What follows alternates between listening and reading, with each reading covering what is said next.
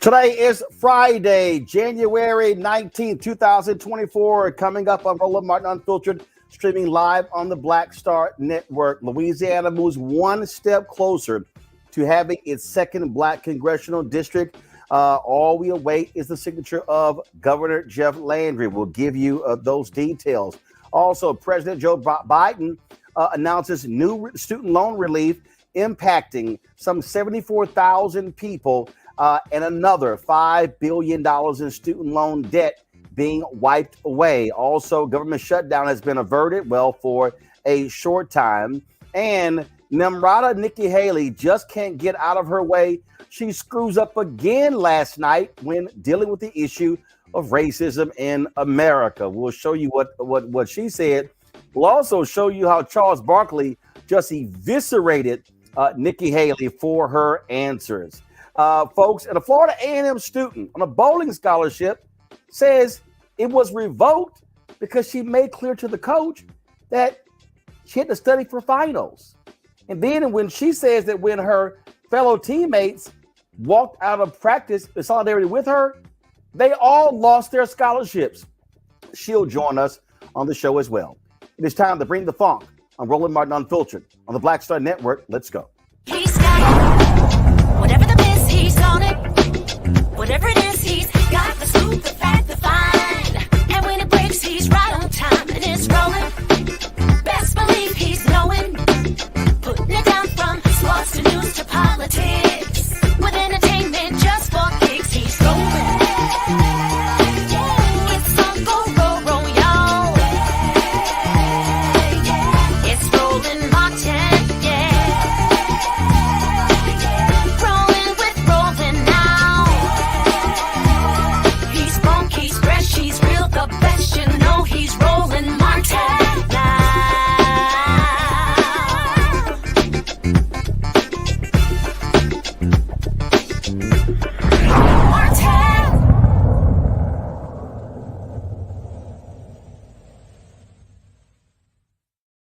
pass. Representative Boyer moves to adopt the title and moves to reconsider the vote.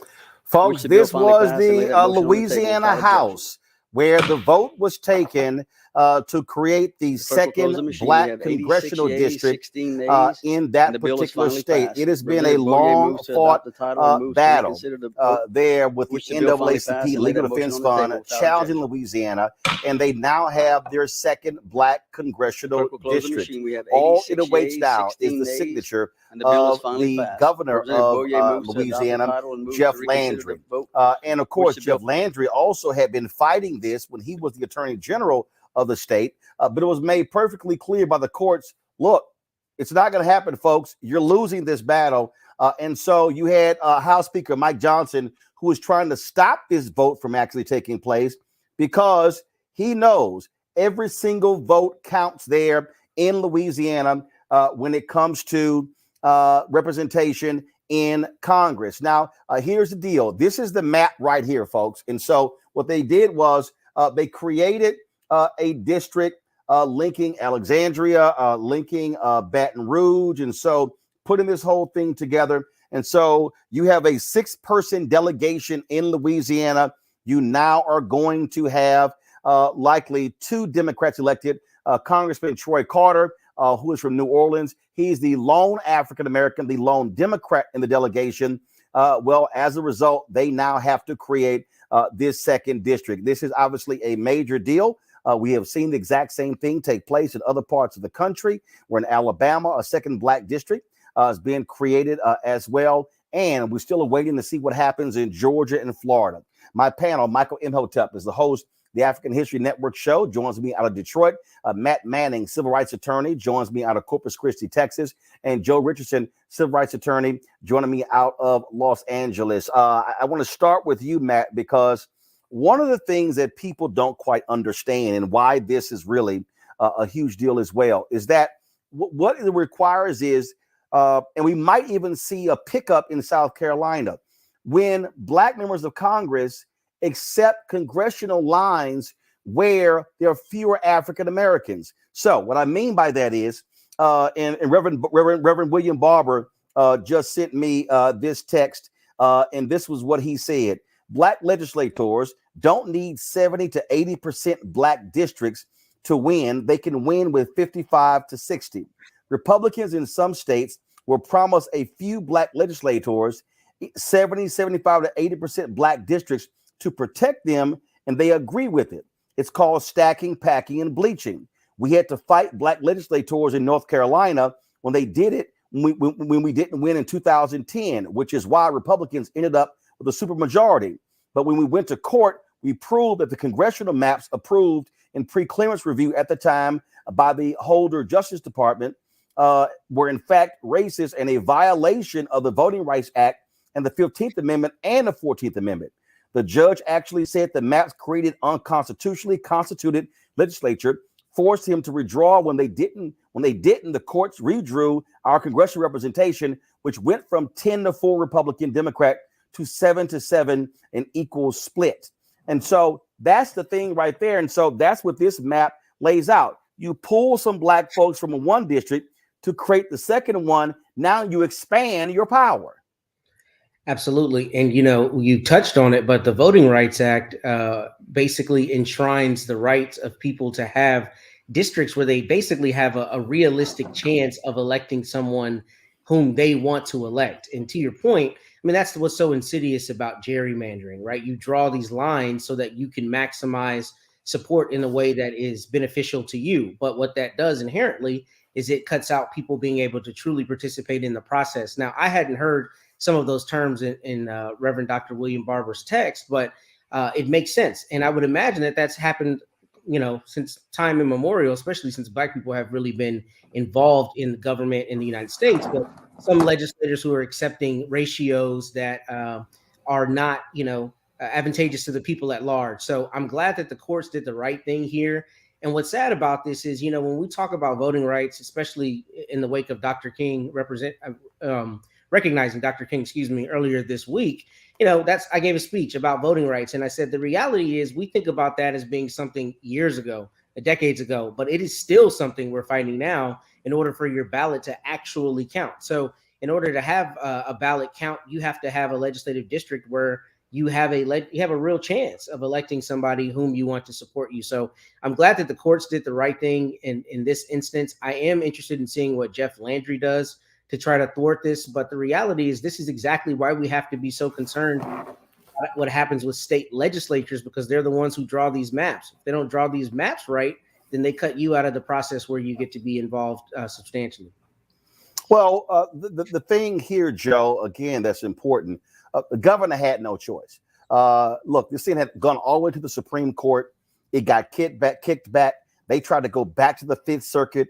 They tried to get them to review it again. The Fifth Circuit, nope, not going to do it. And the Fifth Circuit is the most conservative circuit court in the country. And even they had to keep telling these white Republicans in Louisiana, just like the other district told, the other circuit told the white Republicans in Alabama, sorry, y'all lost.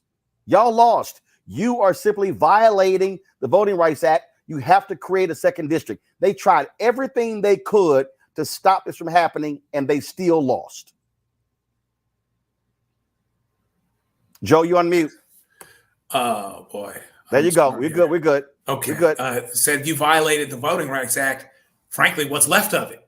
It ain't what it used to be, right? Because of the section that was allowed to be kicked at a few years ago. But even at that, this was so egregious. You know, and I guess you can't fault them for going for the gusto, as it were, right? They're going to fight as hard as they can to try to gerrymander their way into staying in the majority, even though they're becoming outnumbered. And at least in this instance, it did not work. Fortunately, we've had the same thing happen in Alabama with the recent Supreme Court case there. And so, yeah, they had nowhere else to go as it pertains to this. The Mike Johnsons of the world and all of these folks weren't crazy about it. But here's where we are. Even after, to your point, after everything they did, they still lost. And so now we have a opportunity for people that are living in a certain area, in a certain state, Black folks in Louisiana, and there are many of them, to have a representative voice, not just one person that's stacked and packed in this one little district, because they've got to have one, and then we'll gerrymander away from them having any of the others. This creates fair representation, and it reminds you of how important voting is and always is and will continue to be. This is a victory, but the fight continues. There's no question about it. Michael, again, for people who don't understand, we talk about representation. We talk about the difference between having a Democrat in there and a Republican in there. The issues that Black folks are largely concerned with in Louisiana, you're likely going to have addressed by a Democrat than a Republican. This also is huge because when it comes to who controls the House, it may come down to 1 or 2 seats. And then the difference between that is if you have Democrats who are in power, that means that you have Congressional Black Caucus member who are chairs of committee, who have subpoena power, who control the gavel. And I don't think people understand how significant that is. And if Democrats are controlling the House, then you can take another shot at the George Floyd Justice Act. You can take another shot at passing the John Lewis Act. You can begin take shots at passing these things. But as Republicans control the House, none of that stuff is going to take place. Absolutely. And all you have to do is just look at the first year of the 118th Congress with Republicans in control. They only got 27 bills passed and haven't passed the budget yet either. We know that a third continuing resolution was just passed. I think it was yesterday, signed into law today by President Joe Biden. But this is the chaos caucus. This is huge what's taking place in Louisiana. Louisiana is 1/3 African American. We know that the first African American U.S. Senator was Hiram Rhodes Revels out of Louisiana as well.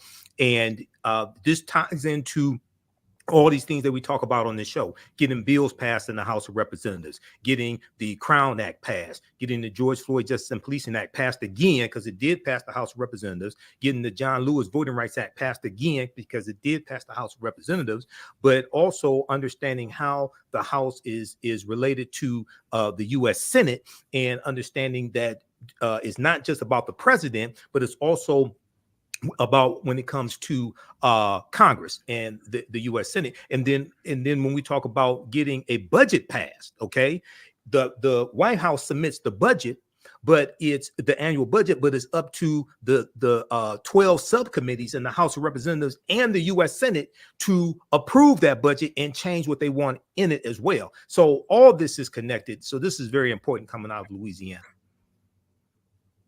And not only that, this is a huge win, as I said, for the NAACP Legal Defense Fund.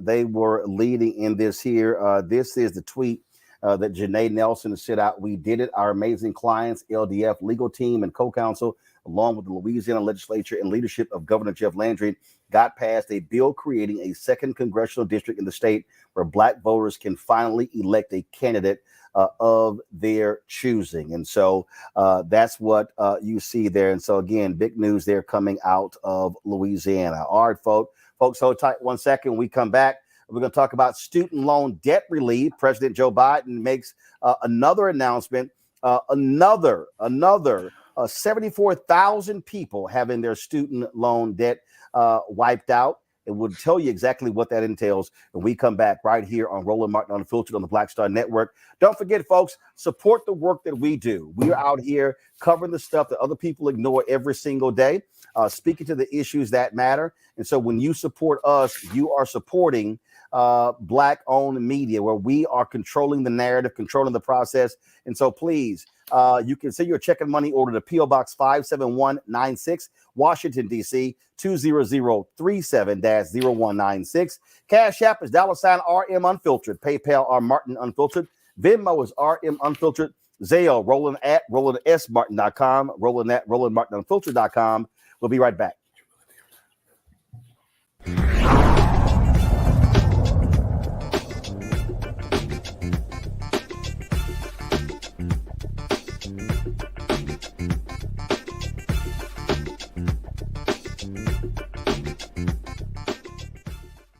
On the next Get Wealthy with me, Deborah Owens, America's Wealth Coach, nurses are the backbone of the healthcare industry, and yet only 7% of them are Black. What's the reason for that low number? Well, a lack of opportunities and growth in their profession. Joining us on the next Get Wealthy is Needy Bartonelli. She's going to be sharing exactly what nurses need to do and what approach they need to take ownership of their success.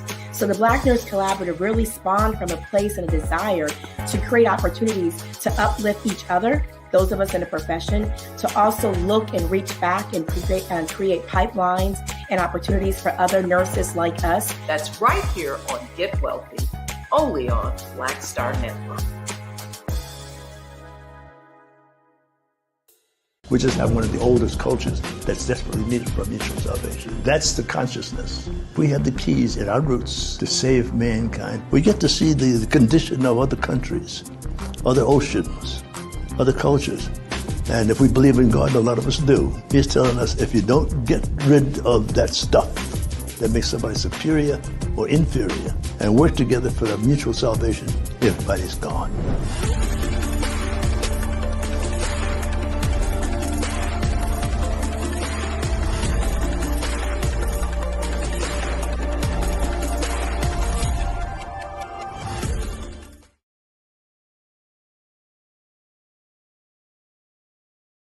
We wish to plead our own cause. Too long have others spoken for us. This is an opportunity for us to be able to speak to our issues. Y'all better understand something real quick. We ain't going nowhere.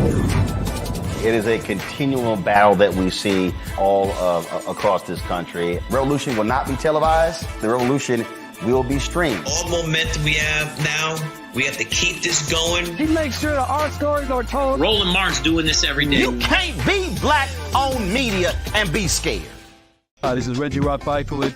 You're watching Roland Martin, unfiltered, uncut, unplugged, and undamn believable. You hear me?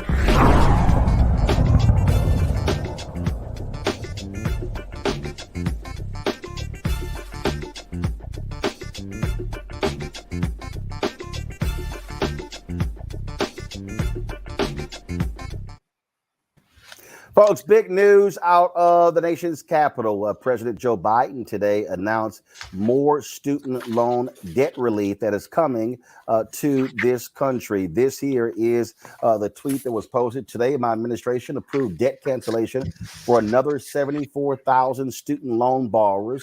This brings the total number of people who have gotten their debt canceled under my administration to more than 7.3 million Americans.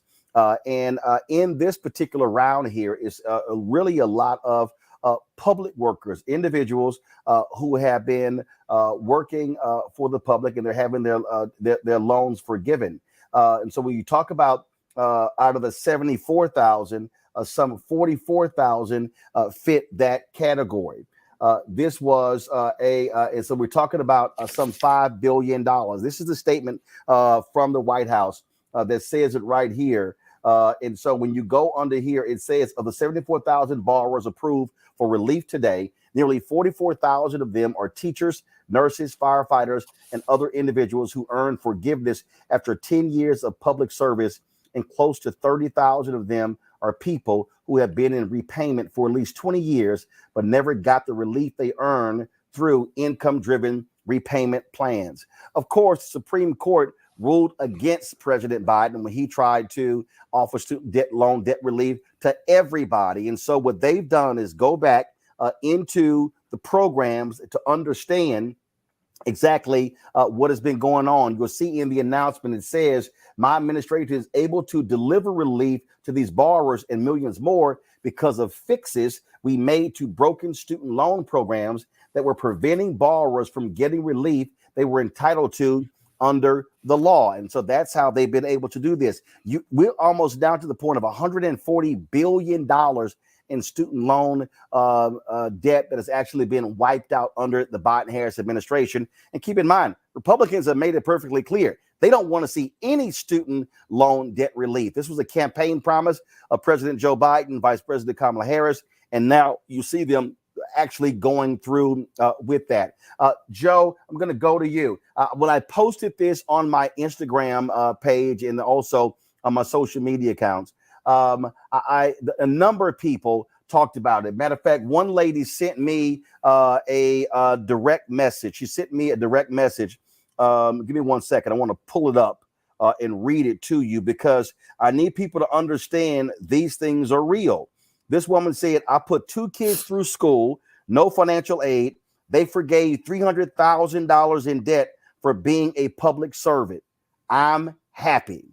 When I posted this on my page as well, just a number of people in the comments said, hey, I'm one of those people. Awesome. Thanks, Joe. Another person said, mine were forgiven in July 2023. Thanks, President Joe Biden. I'm one of those whose student loans were forgiven. Thank you, President Biden. And so it's crazy to have somebody on this page, Joe, say, I don't know anyone that got their loan forgiveness. And then I said, just scroll up the damn page. This is the thing that people need to understand. This does not happen if Biden and Harris are not in the White House.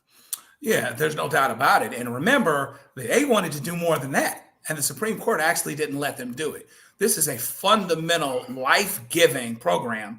And what he's tried to do is, based on the Supreme Court decision, actually craft something. It had to be more narrow, but craft something that could help as many people that were really supposed to be helped as possible. So you're talking about firefighters, you're talking about teachers, you're talking about people that do the most incredible work, but don't get the pay, and they're locked into loans that just get bigger. Forbearances, things make those amounts bigger. Folks are still struggling with them. And so this has been an incredible life-giving program. And this is a perfect example of, for those that are walking around saying, well, Joe Biden hadn't done anything for me, with an irony. They might have a paid off student loan. They've got more expanded health care. They've got infrastructure programs. They've got 3.5% unemployment. They've got inflation that's going down, but Joe Biden doesn't do anything for us. So, at some point, people are going to have to make sure they understand what it is that's going on. But the Biden administration has to do the best job possible about getting the word out at the risk of tooting its own horn and letting them know, reminding them who was it that did want to do this, and who was it that didn't want to do this, and who is it that wants to do even more, but he's actually trying to work within the law, including what the Supreme Court has done to maximize this benefit. And I'll tell you right now, Michael, some of these people really drive me crazy. Somebody posted, and this is a very prominent person, I haven't received any of these billions. Well, guess what? It ain't just you. Then somebody else goes, I just checked my account. I wasn't selected. We still have work to do, Mr. President. Another person goes, I don't know anyone that got their loan forgiveness. Another guy goes, so another woman goes, this is laughable. And my response was, so $140 billion in loan forgiveness is laughable. I mean, the thing here, and matter of fact, there's one guy who complained. He said that he was against. He said that he paid off his student loans. He never got a refund for that. I said, well, hell, I buy my own groceries. I don't ask for a refund when other people are getting food assistance. Yeah, Roland, when you have people who complain about student loan forgiveness, most of these people don't complain about paycheck protection loans that were forgiven by the federal government. And the average paycheck protection loan was much larger than forgiving what Biden Harris were originally going to do, which was up to $20,000 forgiving student loans, the executive order. OK, then you have Republicans. So if what Biden Harris are doing is laughable, then what Republican senators who tried to strip Biden of the ability to be able to discharge student loan, then that must be hysterical. OK, so when you look at, because you have 5 senators, including Mitt Romney, who last year tried to get a bill passed in the Senate to strip the president of the ability to discharge student loan debt. So this is good. They're building on what they've done. According to the article from Forbes.com, more than $136 billion so far has been forgiven, 3.7 million Americans, and they're going to continue to build upon this. Now, I have to say this. If more people had voted for Hillary Clinton in 2016, you'd have a 6-3 liberal Supreme Court, most likely, as opposed to a 6-3 conservative Supreme Court. And that 6-3 liberal Supreme Court most likely would have upheld President Joe Biden's executive order, which would have discharged even more student loan debt. So this is an example of how elections have consequences. Look, they absolutely have consequences. And I get it, Matt. Everybody wants to get something. But for anybody to somehow suggest, that's not a lot, that's not a big deal, this is a pittance. I'm sitting here looking at a person who posted that they are a public school teacher and they had more than $150,000 in student loan debt forgiven. Now, I'm sorry, okay, just because everybody didn't get their student loan debt forgiven does not mean it's not important. It's $140 billion and 3.7 million Americans. And it's purchasing power. Michael and Joe spoke to the issues, I think, brilliantly. But the problem that we have when we talk about student loans is we have created a real dichotomy between those who, took federal assistance for school and those who didn't. And it's very much looked at in an individualistic way. The reason that's problematic is that our entire economy and our society benefits, 1, from a more educated populace, and 2, from a populace that has disposable income to participate in the market, buying goods and services. So really, on the whole, there's a benefit to student loan forgiveness. But one of the things that we don't talk about enough, and one of the biggest components of this, is college costs. So it's not just taking out money to go to school. It's the fact that the cost to go to school have ballooned, extraordinarily, not only in the last decade, but in the last several decades.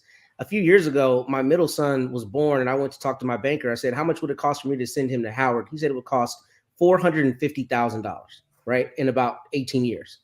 And the idea that my banker can look at me and tell me it will cost $500,000 for me to send my son to my alma mater is extraordinary. And the reality is that is what we're talking about when we talk about federal student loan debt against the backdrop of college costs. So I say that to say I'm elated that the Biden-Harris administration has found a way to work around the Supreme Court's decision. But we as a society have to have a larger conversation about the benefit of an educated populace, particularly as we see China and some other countries around the world as, existential threats, essentially. So the more educated we are, the better our society is. And we need to look at it from a collectivist view rather than an individualistic view. And to that end, I think, your point about buying groceries and the food stamps corollary is brilliant, because the reality of it is, there are people who are crowing about tax dollars that are going towards this, who not only won't be materially affected, but who find a way to bend over backwards to make a benefit somewhere else be okay. So I think we as a society need to see this as a benefit to all of us. And once we do that, we'll see improvements in society.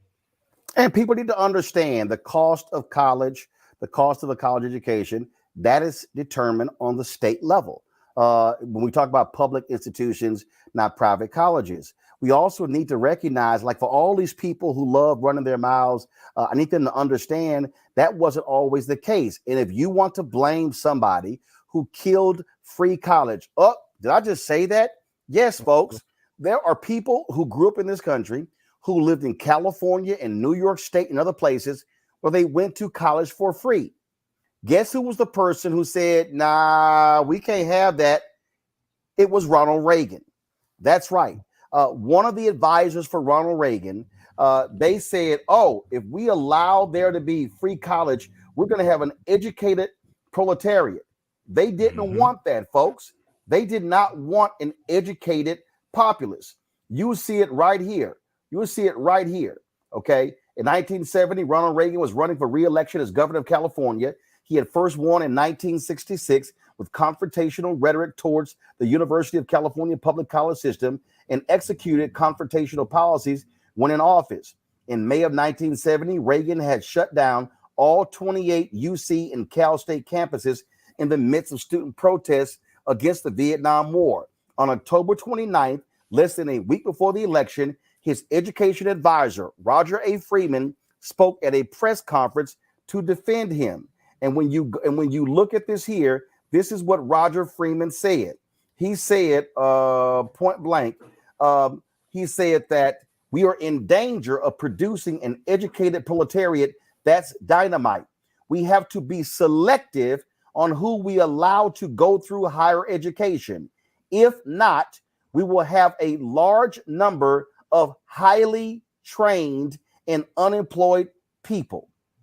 And you saw, it says right here, the two most menacing institutional sources of the danger described by Freeman were obviously those two great public university systems charging no tuition, the University of California and the City University of New York.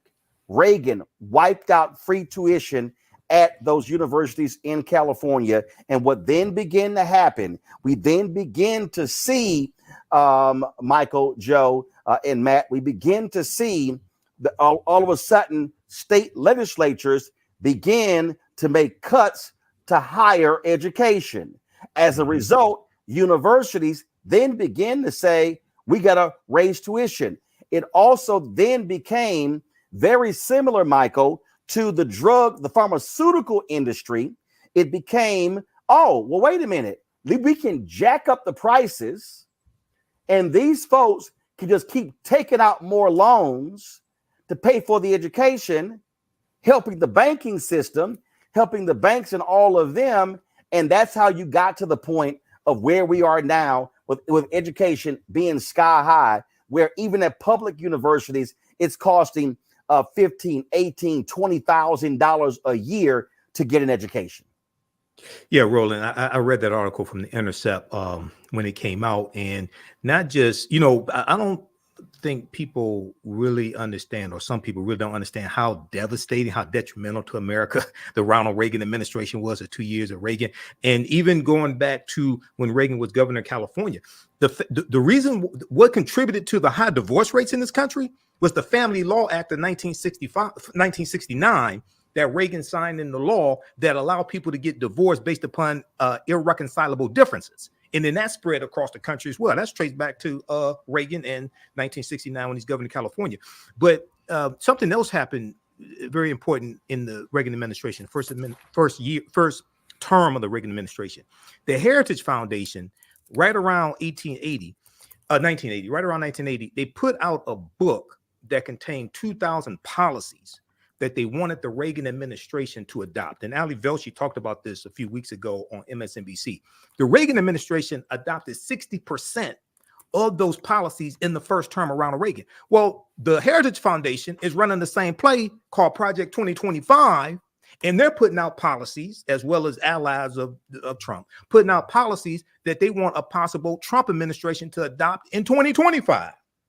So we got to research this. All this is in the history, and all this turns on the vote. This is why voting is so important. Okay, so people have to go research this. I hope everybody goes and reads that article that you just showed. I mean, look, the bottom line here, Joe, is you have to always, and I'm a firm believer in this, you got to go back to how we got to this point. And too often that's not what we want to do. It's like, well, I don't know what happened here. And so it was by design. We have seen the gutting of public education in this country.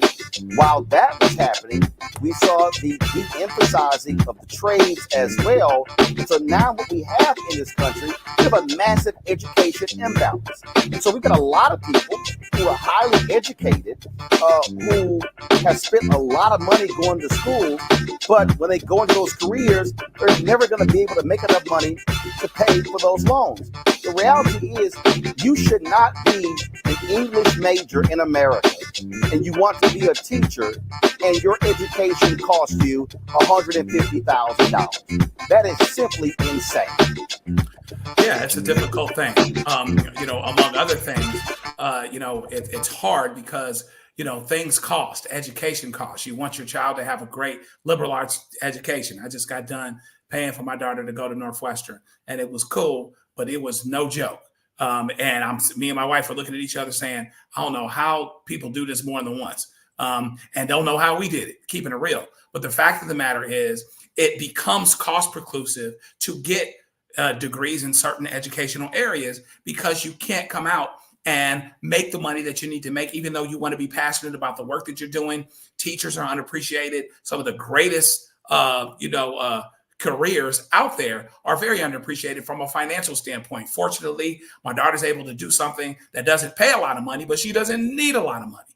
But if she had borrowed a whole lot of money, then she'd be in a whole nother situation in a whole nother category. So it becomes very difficult and a self-perpetuating situation when education has gotten so sky high, so much so that as it pertains to certain degrees and certain things, it becomes cost preclusive. So now what do? Do you go to graduate school and get more debt potentially so that you can have a better job? You really get to be caught up in a bit of a catch-22 where basically you've been put in a box that it's very, very hard to crawl out of, as it were, and you are actually in the educated category. And now it makes people look at people getting educated and saying, well, what the heck are you doing that for? That doesn't make any sense. Now, there are other alternatives, theoretically speaking, going to the service, technical professions, which we absolutely need to encourage and support, but it shouldn't be preclusive, the cost of going to college to going to college. And so something like this that helps to equalize a bit. So people that are in a particular situation is good. However, to the point that Matt just made, we have to make a larger discussion about how we approach this situation long term, because the problem still is that it costs too much to get educated, so much so that it may not be worth it for a lot of people that are going to college. That really is the struggle, and we've never. You're not seeing massive conversations where legislators are meeting to confront the high cost of public education. No, I'm assuming that was for me, Roland. Yeah. They aren't. Yeah, they're not having those conversations, at least not that I've seen. And first, let me congratulate you and your family, Joe. Northwestern is a fine institution. Congrats to your daughter. But outside of that, notwithstanding that, we don't know that they're having those conversations. And we as Americans are not having the right conversation, because we are, again, seeing it as, I saw one of the comments, someone said, "What about me?" should be our national slogan. And that's funny, because that's really the way we approach this conversation, despite the fact that not only are we not talking about college costs, and not only are our politicians not providing any real solutions to that, but the fact that you look at my generation, generations after me, and even a little ahead of me, every single student has been imbued with this story from the beginning that you have to go to college to be successful. We know that isn't true. We know you can have an extraordinarily successful career in the trades and other things. But the reality is we have imbued people with this belief that they've got to go to college. And the reality of our economy is more jobs now are requiring more education. So there is a gulf between what the market is requiring and what people are able to do, because the providers of that colleges are making costs go through the roof. And that's really what we need to talk about is cost control, the same way we do with other things, cost control for really important pharmaceuticals or other things that we deem as a society, things that should not be commodified to the extent that the free market is just determining those costs and, to hell with them not being regulated to a certain extent. I think we as a society have to see a benefit to education to the extent that we require those costs to stay down. And, I'm glad you made the distinction about private colleges versus public colleges. That's extremely important. Howard is a private school. It may cost differently than your public schools. However, the University of Texas at Austin, my parents' alma mater, is extraordinarily cost prohibitive for most Texans. It is not cheap to go to UT Austin. It's hard to get in. And if you get in, it costs a boatload of money for most people. So this is a conversation we have to be having about public schools, private schools, community college. And we also have to make it, I think, incentivized on a much larger scale for students to limit how much time they're spending in college through dual credit and other programs. And I know there are a lot of programs to that end, but if your high school senior can graduate with half of their collegiate time done, then you're talking about a relatively smaller amount of loans they may have to take out. But we need to be talking about democratizing education. And the last point I wanted to note is from that Ronald Reagan note. You notice he said we don't want to have an educated proletariat, right? That's very hearkening back to Marxism principles and socialism and vilifying this idea that the collective do better. And that's part of the problem. We can't look at it as an individualistic thing, rather one that rising tide lifts all boats. And there you go. All right, folks. Got to go to a break. We come back. My goodness. Y'all, Nikki Haley, Nimarata, Lord have mercy. How hard this woman creates more problems for herself than I've ever seen in my life. Wait until I show y'all what happened last night at the CNN town hall in New Hampshire. And Charles Barkley even weighed in. And we're going to tell you what Charles had to say as well. My goodness. You're watching Roland Martin Unfiltered right here on the Black Star Network. Back in a moment. Hatred on the streets, a horrific scene, a white nationalist rally that descended into deadly violence. White people are losing their damn minds. An angry pro-Trump mob storms the U.S. Capitol. We're about to see the rise of what I call white minority resistance. We have seen white folks in this country who simply cannot tolerate black folks voting. I think what we're seeing is the inevitable result of violent denial. This is part of American history. Every time that people of color have made progress, whether real or symbolic, there has been what Carol Anderson at Emory University calls white rage as a backlash. This is the rise of the Proud Boys and the Boogaloo Boys. America, there's going to be more of this. Here's all the Proud Boys, guys. This country is getting increasingly racist in its behaviors and its attitudes because of the fear of white people. The fear that they're taking our jobs, they're taking our resources, they're taking our women. This is white fear.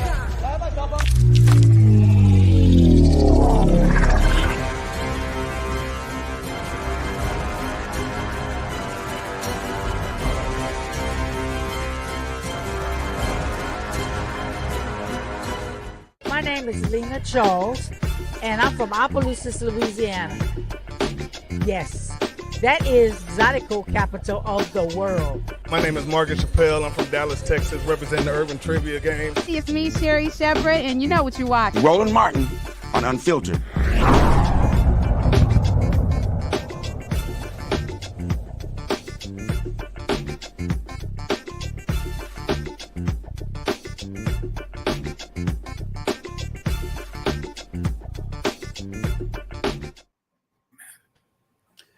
All right, fam. Nimarata Nikki Haley cannot get out of her own way. Lord, she don't know how to answer these questions when it comes to racism in America. Last night, CNN had a town hall in New Hampshire, and she was asked again, and Paula Nimarata screwed up the answer again. I swear, I like this ain't that hard, but she making this thing hard. All right, y'all, check this out.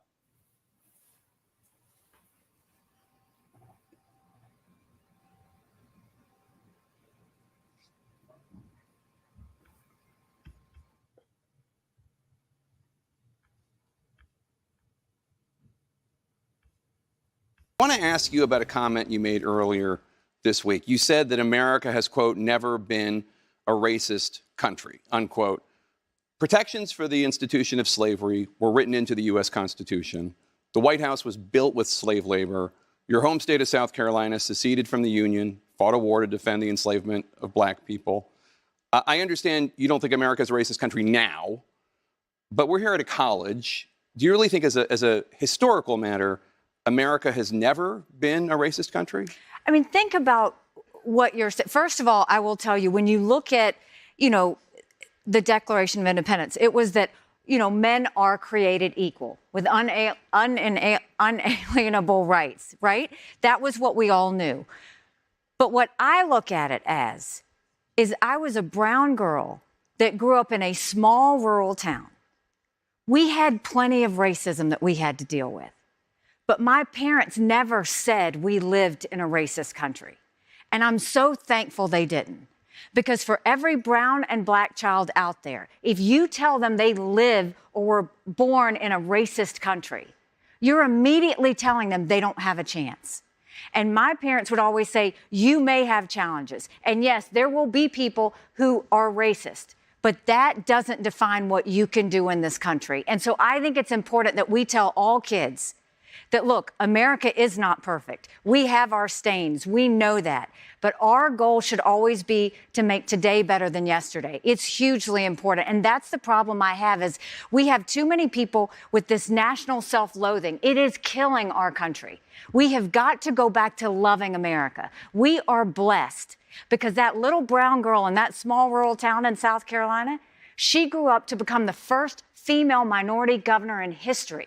She then went on to be UN ambassador, and now she's running for president of the United States. I want every brown and black child to see that and say, no, I don't live in a country that was formed on racism. I live in a country where they wanted all people to be equal and to make sure that they had life, liberty, and the pursuit of happiness. Okay, but just to push back a bit, because I was a history major in New Hampshire, you're talking about the ideals of America. But America was founded institutionally on many racist precepts, including slavery. But when you look at said all men are created equal, I think the intent was to do the right thing. Now, did they have to go fix it along the way? Yes, but I don't think the intent was ever that we were going to be a racist country. The intent was everybody was going to be created equally. And as we went through time, they fixed the things that were not all men are created equal. They made sure women became equal too. All of these things happened over time. But I refuse to believe that the premise of when they formed our country was based on the fact that it was a racist country to start with. I refuse to believe that. I have to know in my heart and in everybody's heart that we live in the best country in the world, and we are a work in progress, and we've got a long way to go to fix all of our little kinks.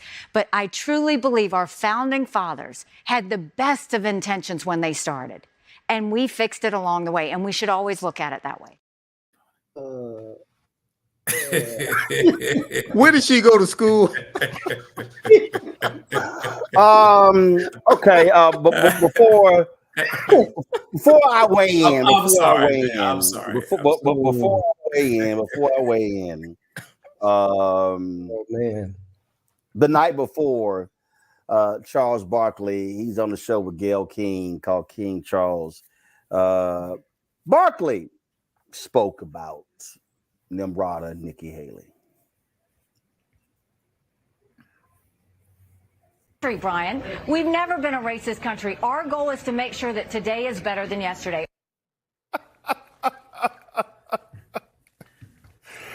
We asked people out on the street about that tonight. We didn't find anyone that could agree with that. Not statement. anybody with common sense. Yeah, we didn't find anybody. Well, you know what? I've been having a hard time trying to decide who I'm gonna vote for. Mm-hmm.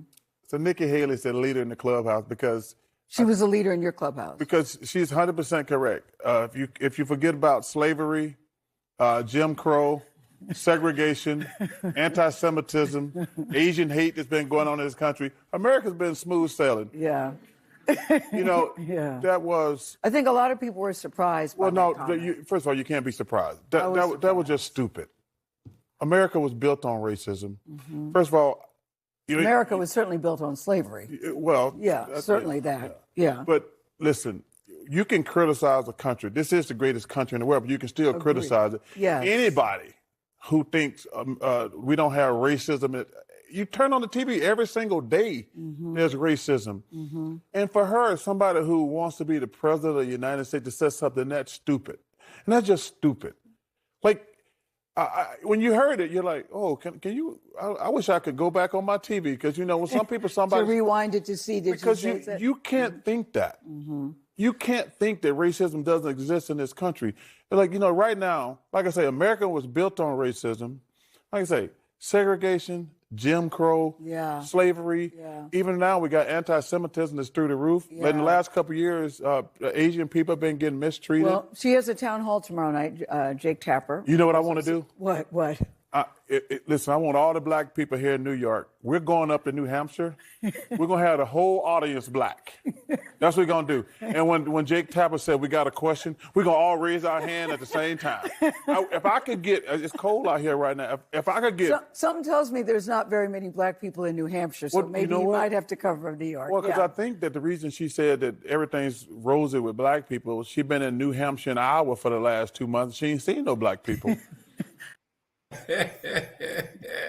All right, so I mean, here's what is so utterly illogical, is that no, if you tell a black or brown kid that America has been a racist country, you're telling them they can't succeed. No, that ain't it. You're telling them the truth. I mean, my parents were very clear. And as I studied American history, what this nation was, that didn't mean I can't succeed. That didn't mean, oh, my life is over. But what it meant was I better have an understanding of the reality. And as I then went through, matriculated through life, guess what? I encountered racism. I encountered bigotry. And so she wants to have this rose-colored view. And that stuff all sound cute and sound great until you get one of them kids who all of a sudden comes face to face with racism. Oh, my parents never told us America was racist. Nikki, you lying. Your daddy, your Indian daddy, could not get hired anywhere in South Carolina except at a HBCU. Your mama taught in public schools with black kids. Your mama made dresses, Nikki. White women wouldn't buy any clothes your mama made. Who bought your mama's dresses? Black people. She is on record as saying the house that they bought, they had it in the deed. You can't invite no black people over. You can't drink. And when you sell this house, you got to sell it back to the previous owner. Nikki, what the hell is that other than racism? But see, what this is, Joe, is this desire to make white folk feel so comfortable. And let's be real clear. The Republican Party is the party of white people. And these people don't believe in this. They don't believe in the reality of racism, and they love to live in denial when it comes to the truth. Nikki Haley didn't have to be a one or another proposition. You can acknowledge that there is racism, and it's nuts to not acknowledge that we weren't built on racism, even if you don't think we're racist anymore. That could have been her middle ground. You can acknowledge that racism exists, but still say, my mom and my dad told me, even though they made a decision not to tell me those things because of what they knew and how they were going to approach it. That doesn't mean that it's not there. And that doesn't mean that we're not individually accountable. If we've got to be twice as good to get half as far, then that's our reality. And in her case, maybe she's done it. But you don't actually have to look around and act like something is other than what it is. She says, I want to live for tomorrow and not today. Well, if I'm driving from here to LA County or to San Francisco, I might want to get to San Francisco, but I have to start from where I am. Here's how we started. Black folk were 3/5 of a person. If you watch the movie Dazed and Confused, the teacher in there says, remember what you're celebrating is that aristocratic slave-owning white men didn't want to pay their taxes. No, we started off a little bit less than ideal. We can admit that. We were built on racism. That doesn't mean that you can't be accountable. That doesn't mean that we haven't made progress. That doesn't mean that we're not the greatest country in the world. We've got black billionaires, but you can deal with it for what it actually is. But, at the end of the day, Nikki Haley's looking at her watch and she sees that South Carolina is coming up in a second, and she needs to do real, real well in New Hampshire and in South Carolina. But, meanwhile, back at the ranch, South Carolina is who got it cracking when it was time for succeeding from the Union as it pertains to the Confederacy. So she's got to come out how she's got to come out. And this is going to end up being her gripe. Even Republicans ought to look at this. Nikki Haley wants to be all things to all people, okay? And it's very, very hard for her to just sit and to take a stand about something and to be in disagreement on something because she's worried about it. And the biggest irony is it's still the fight after all of this is over with for distant second place. I just crack up laughing back at the silliness that keeps coming out of her mouth. And it's like, girl, you keep answering the dumbass question like that, you're going to keep getting the question. That's true. And what I love about this show is things that you say like, yo, Indian daddy, yo, Indian mother. Sorry, I'm struggling to keep that one together. But I mean, you're right. They immigrated from India. Oh, no, right. You didn't say anything wrong. It was just, I love our people. Thank you. Who you are. But notwithstanding that, and I saw the other brothers trying not to laugh. It was just funny. But in any event, what I think is so strange about this is from the same group of people who want to be textualists and legalists of the Constitution, which had black people original constructionists a literal fraction of a human being, right? 60% of a person to tabulate how we're going to count population in this country. So from an objective standpoint, from an originalist, textualist standpoint, the founding document of this country on which we have modeled all of our government and built our government says that the four men on this screen were not full people. So to Joe's point, how at any point you cannot say racism was part and parcel with the inception of this country and is still an integral part of this country to the extent that we're still debating birthright citizenship in 2024. See also, right, when we talk about racism, we're not just talking about out and out racism in the circumstance where I hate you because you're a certain color. We're talking about dog whistles, i.e. immigration, right? So this is a racist country. We all know that. And I think there is a way to address that and pander to white people, which is what Nikki Haley's intending to do. But you suspend disbelief and you suspend all logic when you don't call a spade a spade. And the reality is this is a racist country. What I think is brilliant, though, and insidious about this messaging is Nikki Haley, maybe unintentionally, because she's trying to appeal to Stepford wives and to the demure idea of what a white woman is, I believe, in her whole affect, how she dresses, how she talks. But the hustle here is they have found a way to conflate everything with being woke, including the truth. And the truth of this country is it's a racist country. And to Joe's point, I think she could have been truthful and then been aspirational. Yes, this country was founded on racism. However, I choose to look towards the future. You can do that and at least acknowledge what we all see as the elephant in the room. But not to do so, you're able to do so because the people to whom you're speaking, i.e. not the four men on the screen, don't want you to acknowledge that, lest you be lumped in with woke and everything that we're seeing across the country. So this is full of it, and we know that. But also, thank you for making me laugh. Bottom line is, every time that child talks, Michael, she get 2 words. Girl, bye. Yeah, Roland. I saw the videos. I posted them on my Instagram page. And first of all, in that whole, when especially Republicans have this conversation about racism or the fact, or they say systemic racism doesn't exist, they never want to define what racism is. Racism is not a feeling. Racism is not people not liking you. That's bigotry. Racism is a system of advantage and privilege distributed based upon a race, which comes out of the ideology of European white supremacy. That's what racism is. Racism is a power structure. The reason why Republicans, especially Black Republicans, won't admit that racism or systemic racism exists is because they have absolutely no policies to deal with it. So they want to pretend like it doesn't exist. Oh, that was something in the past. She doesn't even want to admit that in the past during 246 years of slavery, that America was a racist country. Then she wants to talk about all men were created equal. Yeah, but they were talking about all white men. They weren't talking about the Africans they were keeping enslaved. They weren't talking about white women. Okay, so even when she says that, it's disingenuous. And then I've got to.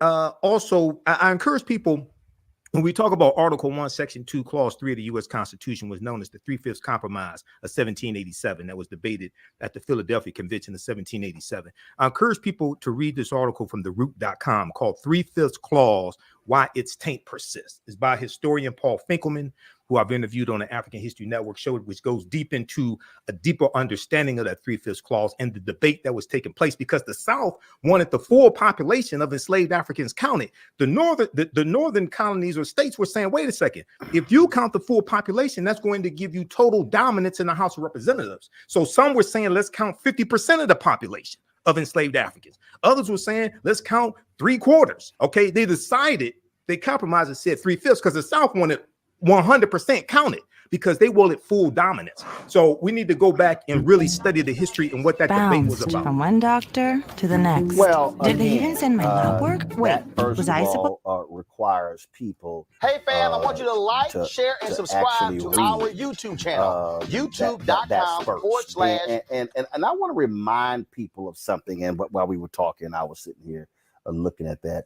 I just want to remind people of this. And let me set it up. One of the first, when you talk about whenever Nikki Haley run her mouth, and all these fools who say they for Trump, like today, Senator Tim Scott, he endorsed Trump. When Donald Trump was elected, one of the first bills that they took up was the repeal of discrimination in car lending. It was one of the first. I'm talking about when he became president and they control the House. It was one of the first bills they took up. Out of all the stuff you can take up, they wanted to overturn an Obama administration rule when it came to ending discrimination in auto lending. This is a flashback for those of y'all who may have forgotten. That we're making America great every day in every way. And the best way to do that is to stop talking about discrimination and start talking about the nation. We're coming together as a people in spite of what you say. Thank you, gentlemen. I yield back. Gentleman's time has expired. Members are reminded to address their remarks to the chair. The gentleman from Texas reserves, the gentlelady from California. Thank you very much. The gentleman, Mr. Kelly, please do not leave because I want you to know that I am more offended as an African-American woman than you will ever be. And this business about making America great again, it is your president that's dividing this country. And don't talk to me about the fact that we don't understand what happens on the automobile. No, I will not yield. No, I will not yell. Okay. Don't tell me that we don't understand. That's the attitude that's been given toward women time and time again. The gentlelady will suspend. The chair wishes to remind all members that they are to address their remarks to the chair. I Gentlelady will respect the continue. chair, but don't stop me in the middle when you didn't stop him in the middle. And so I shall continue. Don't you dare talk to me like that and think that somehow women don't understand what goes on the floor of automobile dealers. Minded to direct her remarks to the chair. The And gentlelady I will am continue saying in that I will order. continue to do that. However, I don't appreciate that you did not interrupt him when he was making those outrageous remarks about him knowing more about discrimination than I know about discrimination. I resent that, and I resent the remark about making America great again. He's down here making a speech for this dishonorable president of the United States of America. Having said that, I reserve the balance of my time, and no, I do not yield not 1 second to you. Not 1 second. Not 1 second to you. That was again. So for all these people who are like, oh, those things are so long ago. We just witnessed that was 2017, and the Republicans wanted to get rid of those provisions. And what I mean by that is that block the white dude said he understood discrimination. In Carlinden.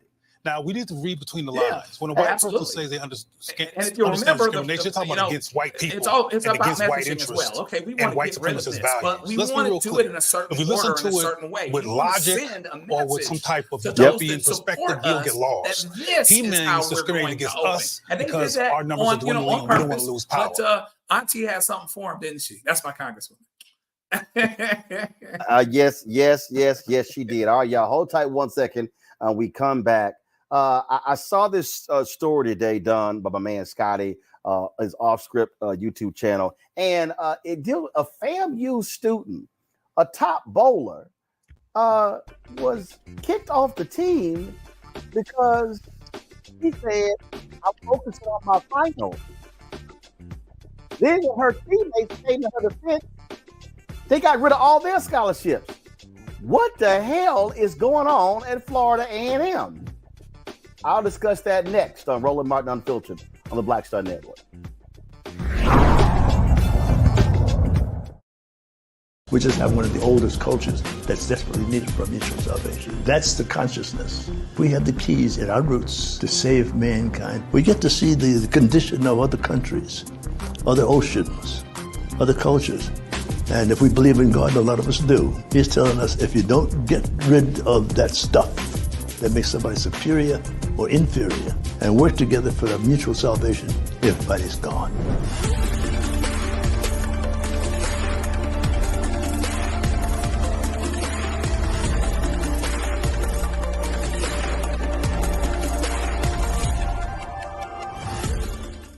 On a next, A Balanced Life with me, Dr. Jackie, we talk about a hard, cold fact. Not all healthcare is created equal in this country, especially if you're a person of color.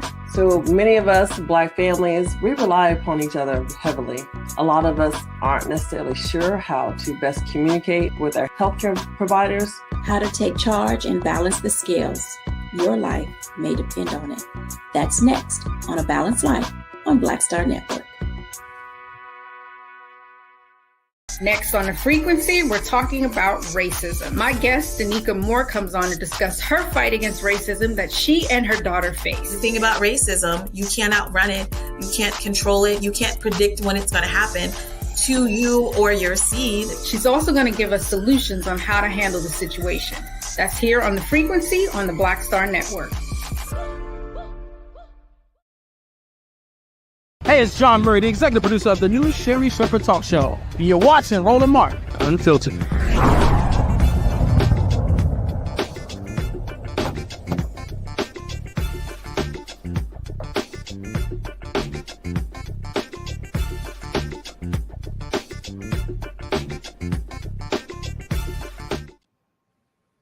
All right, folks, there are always different stories that will catch my eye, and then I'll be like, what the hell is going on? And so earlier today, I was watching my man Scotty on his off-script TV, watching his YouTube channel, and he was talking about all the different things that are going at Florida A&M University. Their head football coach left. The AD wanted to bring in somebody else. Alumni pushed back. Now they got a search committee, and it's like they had board of regents meetings. There's all kind of drama about what's going on at FAMU. But then he told a story about this young lady, Shamoria Johnson. Shamoria is a top bowler. She's a bowling scholarship. And she took to her TikTok and Instagram to share with people about how she no longer is on the bowling team and how all the bowling team is gone.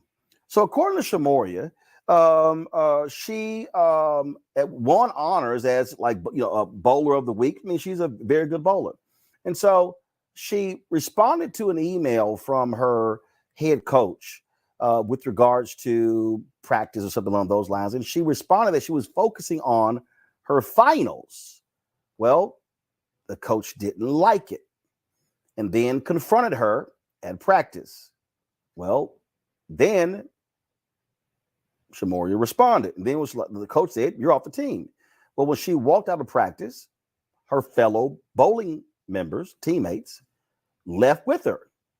As a result, they got rid of all of their scholarships and they brought in a whole new bowling team of walk-ons.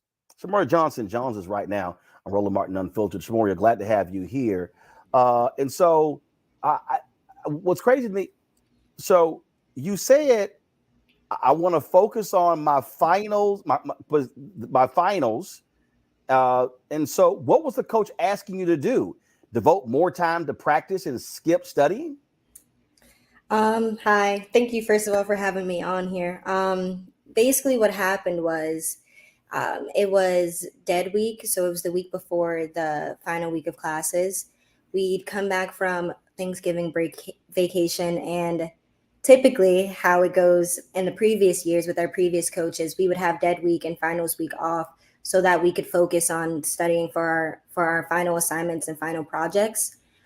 Because at Florida A&M, a lot of my colleagues and myself included, we don't just have finals week exams. We have final projects, we have group projects, we have papers that we need to turn in before actual finals week. And so the week before, on November 29th, the week of November 29th, my teammates were texting the coach and letting her know, hey, I have this project, I have this presentation, I have this study group, I won't be able to come into practice.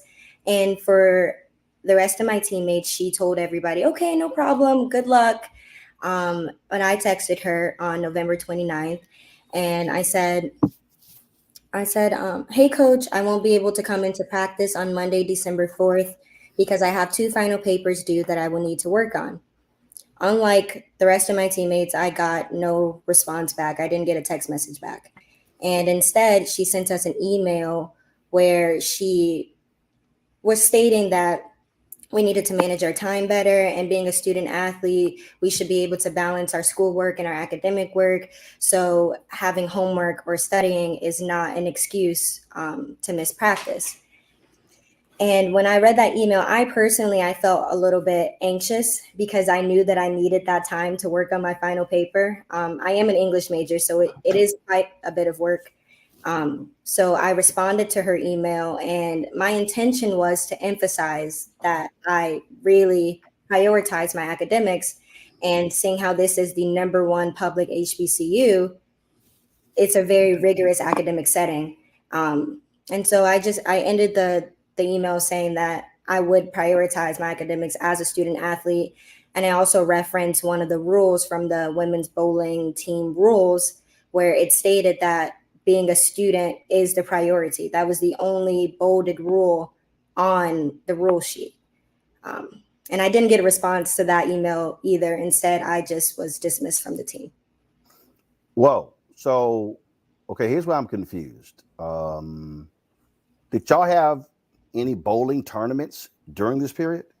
No, sir. We actually had our last tournament it was before Thanksgiving break. Our last tournament of the semester was before Thanksgiving break, and it was the Alabama State tournament on November 16th. And that was the tournament that I actually was MVP of. I came in first place overall individually in that tournament.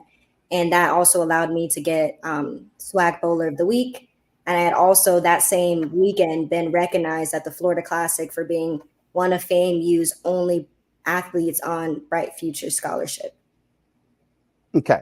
And so you've got finals coming up. And it's not like you are neglecting practicing your craft.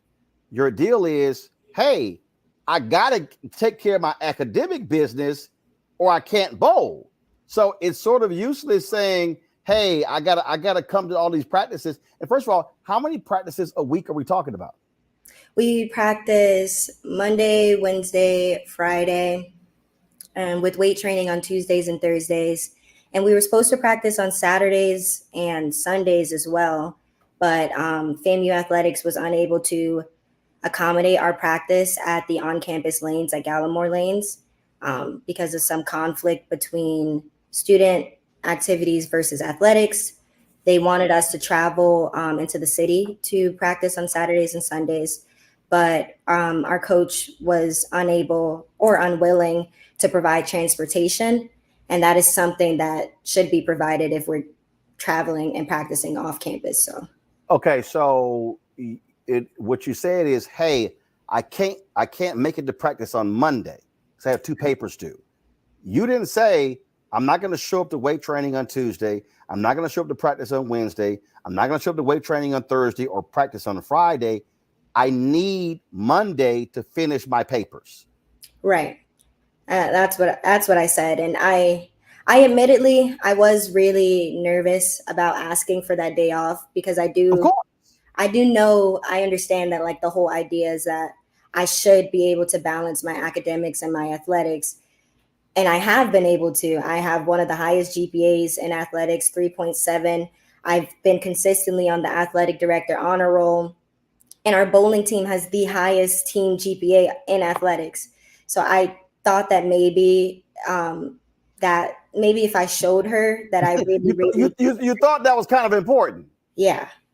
Okay. So all right. So and this is Coach Capri Howard, who is the head bowling coach. Bowled at I think Jackson State, has never been a coach before. This is her first head coaching job. So here's what I'm trying to understand right here. So when was the practice where the coach confronted you, said you're off, and your fellow teammates walked out with you in solidarity with you? When did that happen? Yeah, so I sent her I sent the email stuff happened on November 29th, and she texted me the next day on Thursday asking if I could come in for a meeting in her office, but it was our NCAA mandated day off, so we ended up not having the meeting. And she said she wanted to meet with me the next day after practice. So it was December 1st during practice, yeah. So she then tells you, sorry, you're off the team? Yes. I went into practice and I was really nervous for the past 2 days about meeting with her. It hasn't been the easiest to transition with a new coach, but I've been trying to do my best all semester to just kind of be happy, be there, be the energy. And I was really nervous that I was going to get in trouble, but I didn't think that I would get dismissed. And it wasn't until her boss came into practice, the senior executive for external relations, Mr. Breon Higgins. He came into practice, and that's when I knew, okay, so this is going to be a serious meeting. And they took me into the billiards room of the bowling alley, and they told me, well, Capri, Mr. Higgins didn't say anything the entire meeting. He didn't even look me in the eyes. But Capri said that I have been disrespectful all season, and that my last email was entirely disrespectful, that she no longer wishes to work with me because my energy is a cancer to the team. And yeah, I didn't. And so that happens. And then when your fellow teammates find out what happened, they leave practice in solidarity with you. Yes, because I asked her what was disrespectful and if we could have a conversation and she could clarify with me what I've been doing wrong. And she told me that sending that email in the first place was disrespectful because I had all my teammates on there, but I was only replying to her email that was a team email. Right. And that, yeah, she said that I had all my teammates on there and that I did too much and that I didn't even have to do all of that. So go ahead. I was just going to say I walked out of the room and I looked at all my teammates were looking at me and I looked at them and I was like, I'm no longer your teammate. And everybody was just really shocked and they just started packing up their stuff. And they said, well, if you have to leave practice, we're leaving practice too, because what does she mean kicking you off for sending an email without even a conversation about it? And so your fellow teammates leave out, and then they find out that all of their scholarships have been revoked. Yes. So my teammates walk out with me. And as we're walking out, Mr. Higgins calls behind us and he says, well, you guys know that if you walk out of that door, he said, if you know that you walk out of that door, then you won't get your scholarship back. We can take your scholarship away. And everybody just kept walking because we didn't think that that was something that they could do. We were under the impression that our scholarships were protected by a contract. And the only way to break that contract is if you physically signed saying that you voluntarily do not want to be in that contract anymore. So and then they checked their portals and their scholarships weren't there anymore. And we weren't getting any clarification. We weren't getting any documentation. And before we knew it, it was winter break. So, so you come back. So are you still enrolled at Florida A&M? Yes, I'm still enrolled at Florida A&M. Part of my dismissal, Capri did say that NCAA rules is that if a coach dismisses you from the team, then you are supposed to be able to keep your scholarship for the whole year. So I'm supposed to be able to keep my scholarship for the spring. But what they were trying to say with my teammates was because they walked out of practice, that they voluntarily gave up their scholarships. And some of them have since left the university. Yeah, so one of my teammates, she transferred to another university because she was afraid that she would just simply not be able to afford school. And my other two teammates thought that maybe some change could happen in this first, in these first couple of days. Right. But they got to school and they didn't have their scholarships and they weren't getting any help. So they made the best decision for themselves and their families to go back home. Are you and your family considering suing Florida A&M? I'm not sure about that. Are you planning to stay at Florida A&M after you finish the spring semester? I would love to stay here at FAMU, and that's the most disheartening and sad part about this is this has really grown to be my home. That's the only I came here because I was told that this would become my home, and it has. And in the English department, I love my professors. I love my peers. I'm in organizations, and I feel stabbed in the chest because it feels like I have to make a decision on if I'm going to stay here and not have my voice be heard, or if I'm going to go somewhere else and continue my career. And do you still want to bowl? I do still want to bowl, but I understand that Coach Howard, she specifically said to me that she does not want to work with me. So I'm not going to put myself into a position. So I'm confused. So she doesn't want to work with her number one bowler.